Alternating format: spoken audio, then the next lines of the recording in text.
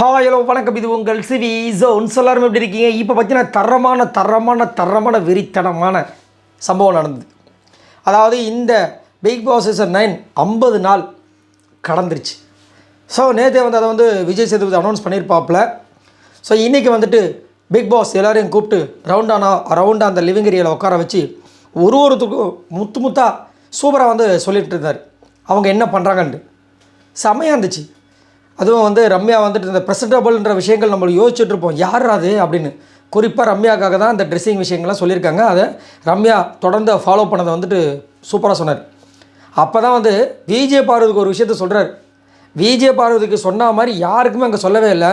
So அதுலேருந்தே நம்ம இப்போ வரைக்கும் 50 நாளில் யாரோட பர்ஃபார்மன்ஸ்க்கு யார் சப்போர்ட் பண்ணுறா, மக்கள் என்ன சப்போர்ட் பண்ணுறாங்க, பிக் பாஸ்க்கு என்ன யாரை பிடிச்சிருக்கு, இவங்க தானே டைட்டில் வேண்டான்றதை நம்ம ஈஸியாக ஐடென்டிஃபை பண்ணிடலாம்.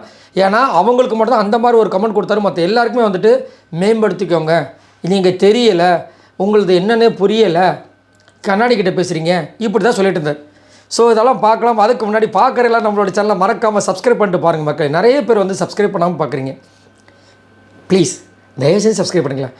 நானும் உங்களால் நம்மளோட சேனல் 1 லட்சத்தை கிராஸ் பண்ணணுன்னு ரொம்ப ஆசையாக இருக்கேன். ஸோ தயவு செஞ்சு சப்ஸ்கிரைப் பண்ணிட்டு பாருங்கள், லைக் பண்ணுங்கள். ஸோ இன்றைக்கி பார்த்தீங்கன்னா சூப்பராக நம்ம பிக் பாஸ் ஆரம்பித்தார். ரொம்ப அழகாக பேசியிருந்தார். ரம்யா சொன்னாரா, அடுத்து வியானாக்கு என்ன சொல்லியிருந்தாருன்னு வச்சுங்களேன், நீங்கள் கண்ணாடி கிட்ட பேசுகிறது அழகாக இருக்குது, இல்லைன்னு சொல்லலை. ஆனால் அதை தாண்டி என்ன கண்ணாடி கிட்ட பேசுகிறீங்க, கேசரி கிட்டனா கேசரி உங்களை கடைசி வரை கூட்டு போயிடுமான்னு கேட்குறாரு. பயங்கரமாக இருந்துச்சு. சுபிக்ஷா உங்ககிட்ட சரக்கு இருக்குது, யூஸ் பண்ணுங்கள், முடிச்சிட்டார். ரம்யா கிட்ட அது மட்டும் போதாதுன்னு சொல்லி முடிச்சிட்டார். சரிங்களா? வினோத்துக்கு சூப்பராக ஒன்று சொன்னார். வினோத், உங்களுடைய அந்த சென்ஸ் ஆஃப் ஹியூமர் தான் உங்களோட ப்ளஸ் பாயிண்ட்டு. அதை தயவு செஞ்சு விட்டுறாதீங்க. நீங்கள் பண்ண காமெடியை நிறைய டைம் மைக் ஆஃப் பண்ணிட்டு நான் சிரிச்சிருக்கேன்றார். எவ்வளோ பெரிய விஷயம் இல்லை, மைக் ஆஃப் பண்ணிட்டு சிரிச்சிருக்கானா. எங்கே சிரிக்கிறது கேட்டுற போதும் அப்படின்ட்டு.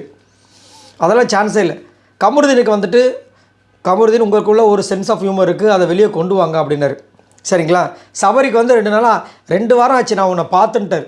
உங்களை பார்த்து 2 வாரம் ஆச்சு. முதல் இந்த தலைமுடி அந்த பேண்டு மாதிரி போட்டுங்க, அதை எடுங்க, தலை நல்லா இது பண்ணுங்க அப்படின்ட்டு உட்கார சொல்லிட்டார். கனிக்கிட்ட கனி நல்லா சமைக்கிறீங்க, டிக்கு, ப்ரெசன்டபுளாக வச்சுக்கிறீங்க, டிக்கு, கருத்துக்களை முன் வைக்கிறீங்க, டிக்கு, வேறு இதை தாண்டி உங்ககிட்ட என்ன இருக்குது அப்படின்ட்டார். சாண்ட்ரா கிட்ட சூப்பராக என்ன சொன்னார்னா, தனித்து விளையாடுங்க, நீங்கள் தனித்து விளையாண்டு போராட்டங்களை சந்தித்து நீங்கள் அதில் என்ன பண்ண போகிறீங்கன்றதை பார்க்குறதுக்கு நான் ரொம்ப ஆவலாக இருக்கேன் அப்படின்னு சொல்லியிருந்தார். சரிங்களா? ஸோ அது மாதிரி சொல்லிட்டு இருக்கும்போது விஜய் பார்வதி ஃபஸ்ட்டு ஆரம்பித்தது அவங்க தான். சார் அப்படியே எங்களை பற்றி ஒன்று கொஞ்சம் சொல்லுங்கள் சார் அப்படின்னும் போது, சொன்னால் மட்டும் கேட்க போகிறீங்க அப்படின்னாங்க. செம்ம சிரிப்பு. சார் சொல்லுங்கள் சார் அப்படிங்கும்போது என்ன சொன்னார்னா, உங்களுக்கு நான் என்ன சொல்லணும் பார்வதினார். உங்களுக்கு நான் என்ன சொல்கிறது, பிக் பாஸே கேமையே கரைச்சி குடிச்சிட்டிங்களேன்ட்டார். ஸோ பிக் பாஸ் வாயிலேருந்து அதாவது ஒருத்தருக்கும் ஒரு டிப்ஸ் கொடுக்குறாரு. நீங்கள் இதை பண்ணுங்கள், இதை பண்ணால் இன்னும் நல்லாயிருக்கும், காமெடியை வர வைங்க, ஆக்ஷன் தனியாக போட்டி போடுங்க, இந்த மாதிரி சொல்லும்போது, ஆனால் விஜய் பார்வதிக்கு என்ன சொல்கிறாரு, உங்களுக்கு நான் என்ன சொல்கிறது, நீங்கள் தான் பிக் பாஸ் கேமே கரைச்சி குடிச்சிருக்கீங்களே, ஆனால் ஒன்று மட்டும் சொல்கிறேன், மைண்டில் வச்சுக்கோங்க, எப்போ எங்கே எதை பேசணுமோ அப்போது அதை மட்டும் பேசுங்க. சூப்பரான ஒரு அட்வைஸ். சொன்ன உடனே இந்த பக்கம் சாண்ட்ரா சிக்கின்னு சிரிக்கிறாங்க, அந்த பக்கம் விக்ரமுக்கெலாம் என்னடா இதுன்னு. அதுக்கப்புறம் என்ன சொல்கிறாங்கன்னா, சூஸ் யுவர் பேட்டல்ஸ். அதாவது எல்லா சண்டைக்கும் நீங்கள் போகாதீங்க, சூஸ் யுவர் பேட்டல்ஸ். அப்படின்னா என்ன அர்த்தம், சாண்ட்ரா சண்டைக்கு போகிறது, திவ்யாவுக்கு ஏதாவது பிரச்சனை போகிறது, கமருதிக்கு ஒரு பிரச்சனை போகிறது, இந்த மாதிரி எல்லாத்துக்குமே போகாதீங்க. கமருதிக்கு போகணுமா போங்க, உங்களது மைண்டில் திங்க் பண்ணுங்கள், தேவையில்லாமல் எல்லா இடத்துலையும் போயிட்டு மூக்கு நுழைக்காதீங்க அப்படின்றாரு. அதுக்கப்புறம் எல்லாத்துக்கும் வால் ஏந்த வேண்டிய தேவையில்லைனார். சூப்பராக இருந்துச்சு. எல்லாத்துக்குமே வால் ஏந்த தேவையில்லை, பல சமயங்களில் வார்த்தைகளே அதை சமன் செய்யும். சூப்பர் இல்லைப்பா. அது சொன்னோடனே கையெழுத்து கூப்பிட்டாங்க. சூப்பர், ரொம்ப தேங்க்ஸ். ஏன்னா மற்றவங்க எல்லாருக்குமே பார்த்தீங்கன்னா, இதை நீங்கள் பண்ணல இன்னும் பண்ணுங்கள், அதை நீங்கள் பண்ணல இன்னும் பண்ணுங்கள் அப்படின்னாரு. ஆனால் இவங்களுக்கு மட்டும்தான் எல்லாத்துக்கும் நல்லா தான் பண்ணுறீங்க, ஆனால் எல்லாத்துக்குமே வால் எடுக்காதீங்க, பார்த்து சூஸ் பண்ணிட்டு பண்ணுங்கள் அப்படின்னு செம்மையாக சூப்பராக இருந்துச்சு.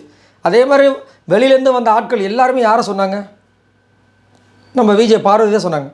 அதே மாதிரி கமருதீன் சொன்னாங்க. என்ன சொன்னாங்க, நீங்கள் ஒரு சில பேருக்கு, அதாவது உங்களுக்கு பிடித்தவர்கள், உங்களுக்கு யார் நீங்கள் நம்புறீங்களோ, நட்பாக இருக்காங்களோ, அவங்களுக்கு நிற்கிறீங்க வச்சுங்க, அது சூப்பர்னு. இப்போ 2-3 வாரமாக நிற்கிறாரா இல்லை, ஆனால் இப்போ விஜய் பார்வதி உட்காந்துருக்காரு. கண்டிப்பாக வந்துட்டு கப கப கபன்னு ஏறி நினைக்கிறேன் அரோராக்கு. செம்மையாக இருந்துச்சுங்க. நம்ம பிக் பாஸ் பேசுகிறத கேட்கும்போது ரொம்ப அழகாக இருந்துச்சு. அதுலேயும் வந்து விக்ரம்க்கு வந்து சூப்பராக என்ன சொல்கிறாருன்னா, முதல் உங்களை நீங்கள் வந்து திங்க் பண்ணுறதை ஸ்டாப் பண்ணுங்கள். நம்ம கரெக்டாக பண்ணுறோமோ தப்பாக பண்ணுறோமோ அப்படின்லாம் நினைக்காதீங்க. மக்கள் என்ன வேணாலும் நினச்சிட்டு போட்டோம், நீங்கள் முதல்ல வந்துட்டு அதை நினைக்காதீங்க. அதே மாதிரி உங்களுக்குள்ள மனப்போராட்டம் நிறையா இருக்குது.